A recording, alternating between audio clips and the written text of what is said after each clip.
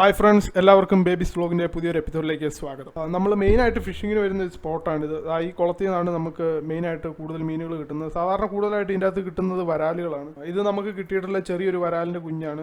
ഇതിൻ്റെ അകത്ത് വരാൽ മാത്രമല്ല ഉള്ളത്, മുഷിയുണ്ട്, കാരിയുണ്ട്. ഇത് നമുക്ക് കിട്ടിയിട്ടുള്ള ഒരു മുഷിയാണ്. പലർക്കുമുള്ള സംശയമാണ് മുഷിയും കാരിയും ഒന്നാണെന്ന്. പക്ഷേ മുഷിയും കാരിയും രണ്ടാണ്. പക്ഷേ രണ്ട് മീനുകൾക്കും സിമിലാരിറ്റീസ് കൂടുതലാണ്.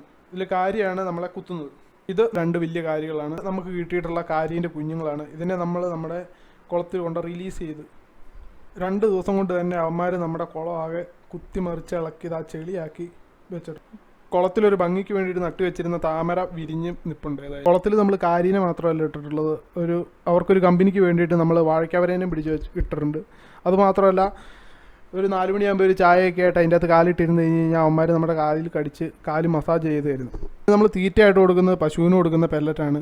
അവന്മാർക്ക് കയ്യിൽ വെച്ച് ഹാൻഡ് ഫീഡ് ചെയ്ത് കഴിഞ്ഞാൽ അവന്മാർ അധികം കഴിക്കുന്നില്ല. എന്നാലും അവരുടെ വാഴയ്ക്കവരൻ്റെ കുഞ്ഞുങ്ങളൊക്കെ വന്ന് കഴിക്കുന്നു. ഇതുപോലെ ഫിഷിങ്ങുമായി ബന്ധപ്പെട്ട വീഡിയോകൾക്കായി ചാനൽ ഇപ്പോൾ തന്നെ സബ്സ്ക്രൈബ് ചെയ്യുക.